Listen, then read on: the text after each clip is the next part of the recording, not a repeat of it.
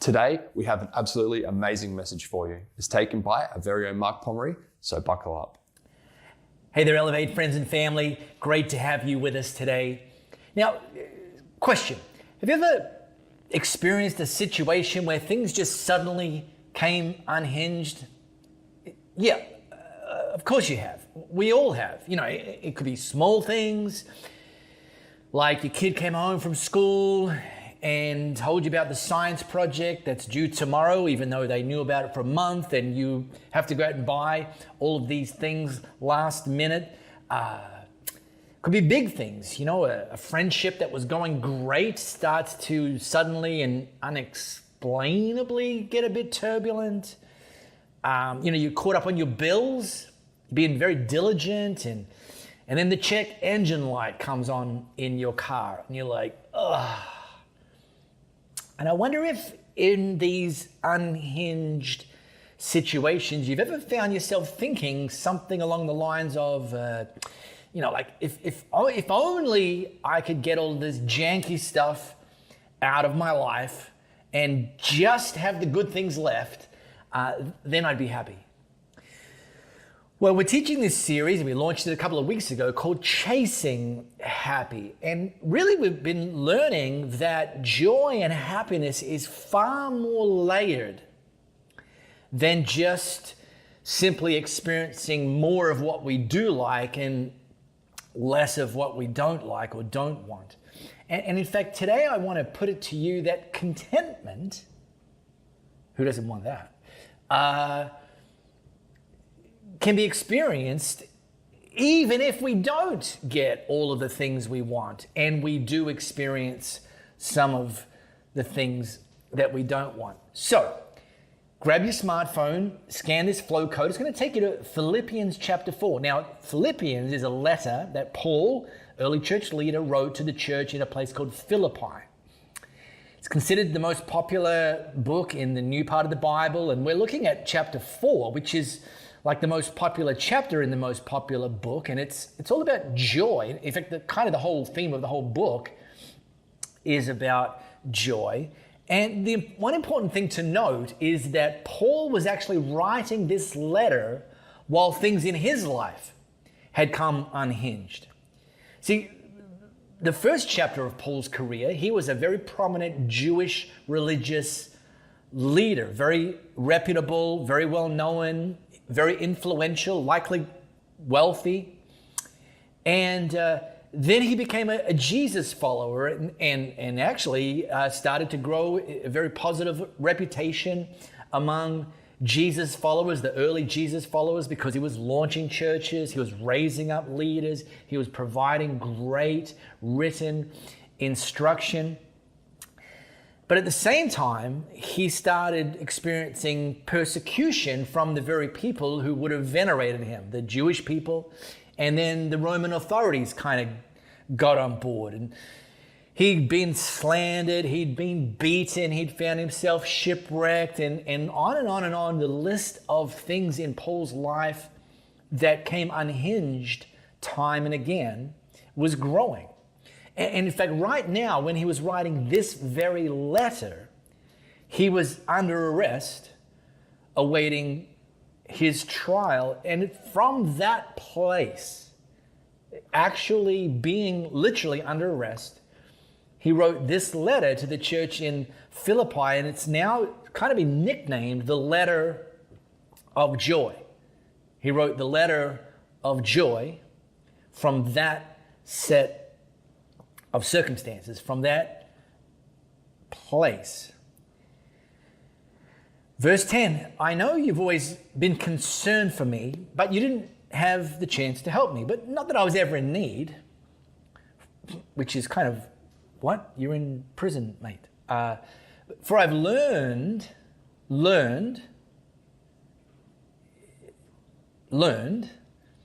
how to be content with whatever I have. I know how to live on almost nothing or with everything. I've learned the secret of living in every situation, whether it's with a full stomach or empty, with plenty or little, for I can do everything through Christ who gives me strength. Now, this last line, verse 13, this is the one we quote.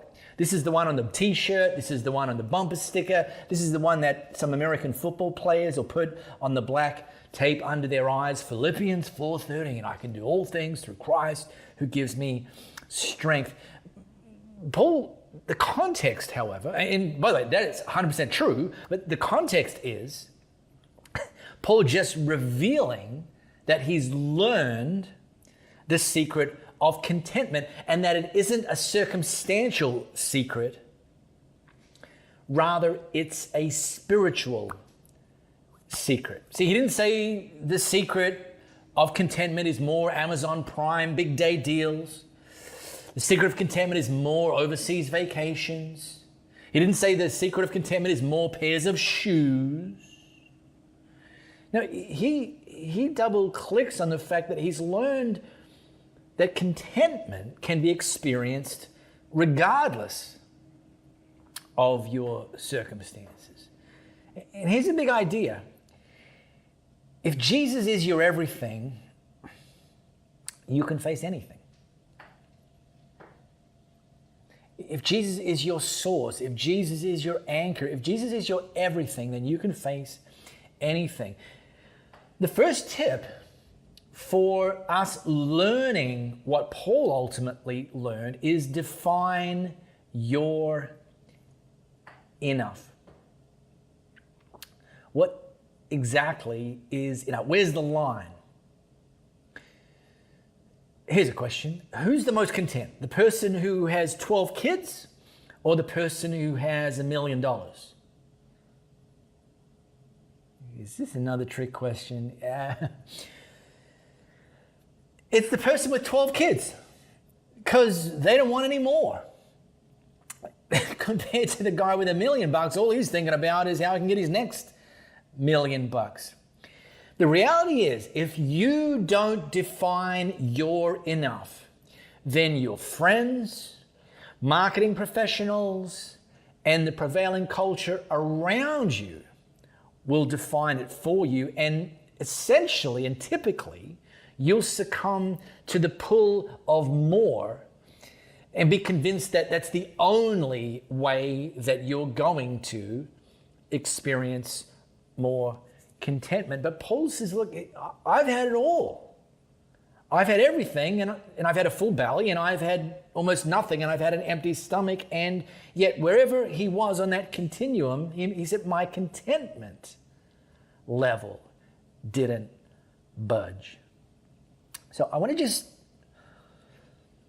highlight something, and this is kind of this pull of more is something that's very prevalent in our culture, that we're being taught to have more, do more, and be more, and only if these three things, these three boxes are ticked, only then will you be content. And look, Paul wasn't against that. He said, I've had everything at times. I've had a full stomach at times. But his warning is don't place your faith or think that the source of contentment is that you must first have more.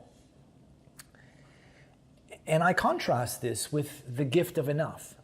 And the gift of enough is very much something that God offers to us. That when we turn our life over to Jesus, when we put our faith in Him, when we commit to start following Him, we start to experience forgiveness and freedom. We start to learn that I have enough because God supplies all of my needs according to His riches in Christ Jesus, that I've done enough in the sense of I can't, and God doesn't expect me to do anything more to earn His approval and His acceptance and His love and His forgiveness. And that I am enough. That, despite my failings in the past and despite areas for improvement that I'm still working on, God sees me as enough. I don't need to do anything to be more qualified to be His child. Now, okay. maybe some of you are thinking, that sounds a lot like complacency. Like, I am enough, I have enough, I've done enough, so, why try? Why do anything? But really what it draws out is the myth of more. Well, that typically focuses on us, that I've got to do more, be more, have more for my needs and for my ends. And you can like live very closed-handed, very rapacious, just grabbing everything for yourself, thinking it's all about you. The more is all for you. And some of that, again, some of that growing, doing more, being more, it's not bad, but the trap is making that the source of your contentment and pursuing those things simply for your own means or your own objectives. Compared to the gift of enough actually is incredibly liberating. The gift of enough, it's not about complacency. The gift of enough says, because God is my source of contentment, because Jesus, He's my source of contentment. In fact, God is my source of everything, then I can actually orient my life in the service of others. I can live generously. I can actually put other people ahead of myself, knowing that as I'm doing that, God's going to take care of me. Now, keep growing, keep increasing your effectiveness, but in this case, operating from the platform of the gift of enough, you're doing those things so you can better and more effectively serve other people. Now, let me give you a really simple piece of homework that I think is going to, and it's my experience in my life, to actually level up your contentment. It's homework. It's very practical. And here it is. Like today, make a list of things that bring you joy. Things that you like to do, things that you do that bring you joy. The qualifier is that they need to be things that are within reach, okay? Things that you could actually start doing today. Maybe you're already doing some of them, but maybe you're not. Maybe you got out of the habit or you haven't kind of jump-started that, but just make a list. They have to be things that are in reach. Here are some of the things that are on my list, things that bring me joy. Developing my urban farm, growing fruits and vegetables and doing that season to season brings me incredible joy, watching them develop from the seed in the greenhouse to riding my bicycle, getting on there, putting in some music or a podcast and this kind of riding, and barbecuing, grilling, love it, brings me joy. Planning, sourcing the meats, marinating, making and drinking good coffee. Being a lawn dad. Yeah, okay, some of you weren't expecting that. Yeah, like I've got a little bit of lawn and I want it to look good. So I put some effort in. I spend a bit of money on it. I do not crazy, but just, all of these things bring me joy. They're all within reach. See, notice I didn't say, overseas holidays, but I do love a good overseas holiday or a trip down south to the beach. I love all those things, but this is the homework. Make a list of things that are within reach today that bring you joy, and then commit to doing one of them every day. Maybe more than one, but at least one. Don't overcomplicate it, just one. And your list is going to be different to my list.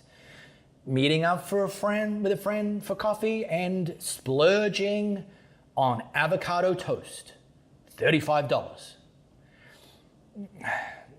Whatever it is.